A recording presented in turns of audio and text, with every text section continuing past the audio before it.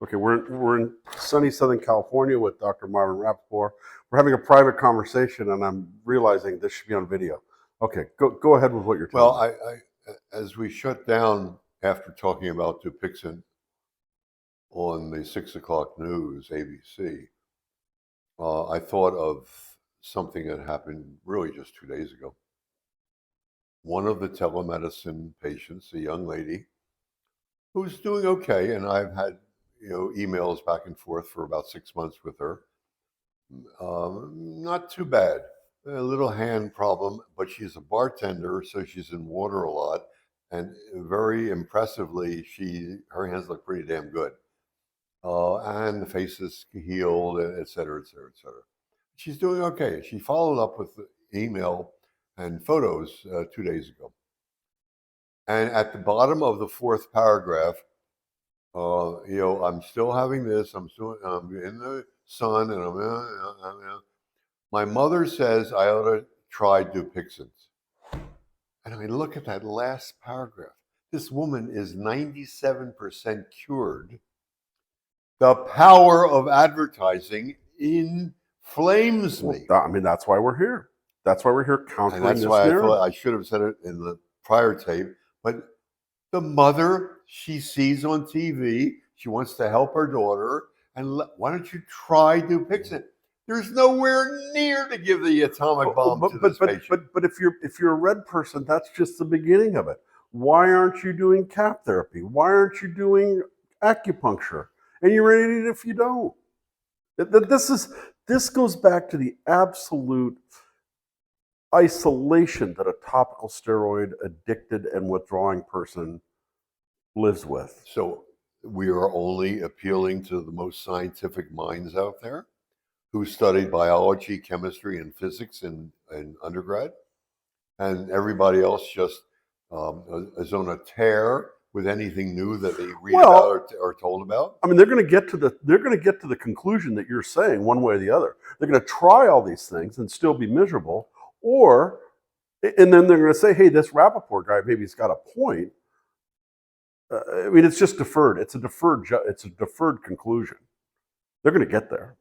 What we're trying to do is help them get there without going through all that nonsense. Okay, then maybe I'm outrageous, and I'm thinking of the spin that keeps on getting worse, and the money's being spent that could go elsewhere, and the insurance companies denying other drugs that are better, and unless we put a stop to this.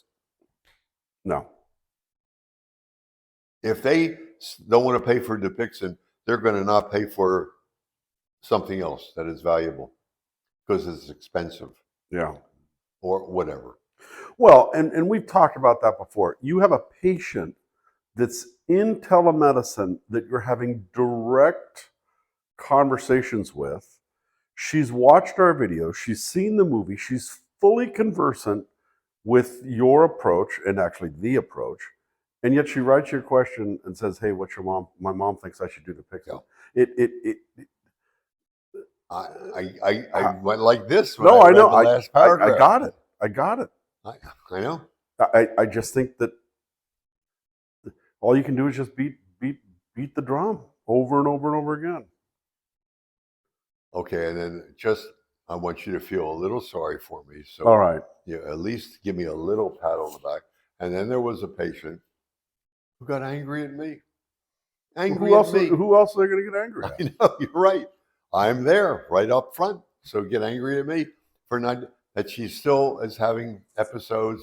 The cyclosporin is not perfect, and just ripped into me. It's like I go, okay.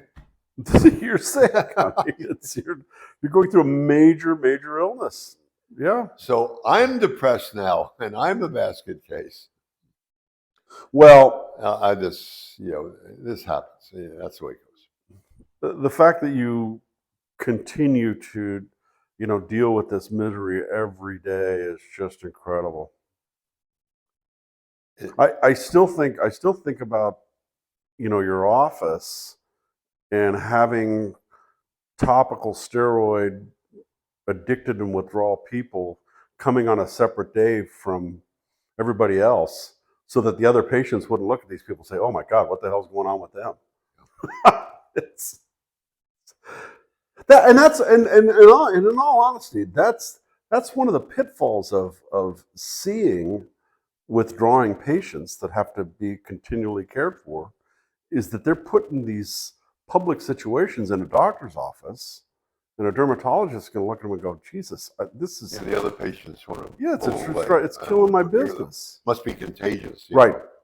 Yeah, there was this person in the jungle somewhere in the rainforest. I am involved with this internet RX derm, where multiple docs around the world, I don't know how many, write in supposedly to get help about a problem patient.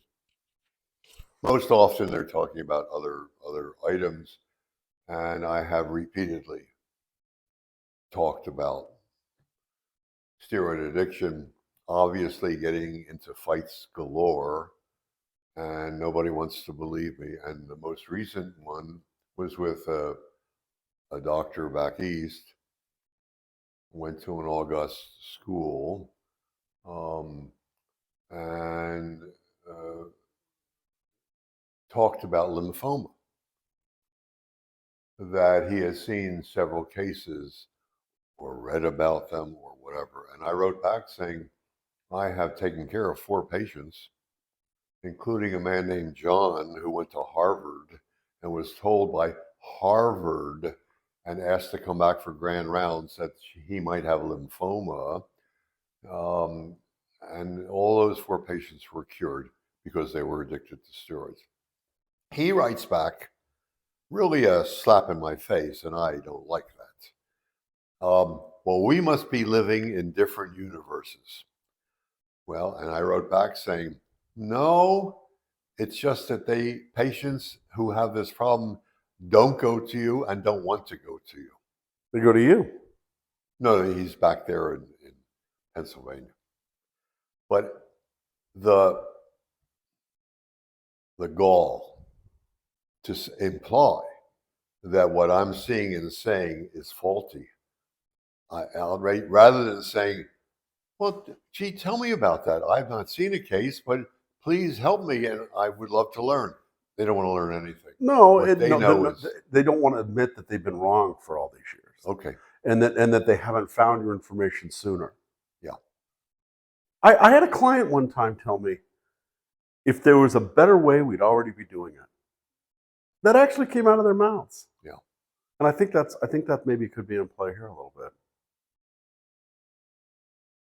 Well, maybe I'm in a down mode that we're not making a huge change. And then what happened, if I may drift into another area, what happened was that ISAN sent out. No, another video. I want to do a whole video on that. I got it right. Okay. Here. Yeah. Okay. So that's our cliffhanger. That's our old cliffhanger. Okay. So please, the power of advertising is just called advertising. And just because it's on national TV doesn't mean it's good. Yeah. And just because they say that nothing, but have a couple smiling faces on the tube and you want to buy it, that is inappropriate. And your doctor should not be pushing it at all. I have seen nearly 900 failures of patients on Dupixent. 900 failures. Well, that's a huge number. I wouldn't go near the drug with a 10-foot pole. Well, oh my God. The patients are misdiagnosed. It's apples and oranges. They're suffering from topical steroid addiction. And Dupixent doesn't claim to heal topical steroid addiction. No. So bad eczema. We got to quit saying that the Dupixent's a failure. I'm begging you. That's why nobody's getting better. You got the wrong diagnosis. Well, see, that's what you have to say. You can't say Dupixent has failed because you're assuming that the right diagnosis has been made and the drug's ineffective. Okay. You see what I'm saying? You see what I'm saying? Right. Yeah. If it's taking an aspirin for, a toothache or some other malady. It's misapplied.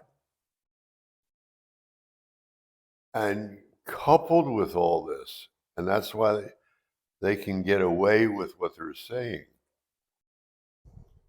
the implication of the kind of things that dermatologists do is never ending. They don't get anybody better. The rashes will go on for life. Well, we're back to subscription medicine. So anything I give, as long as it makes them a little better, please order my new drug.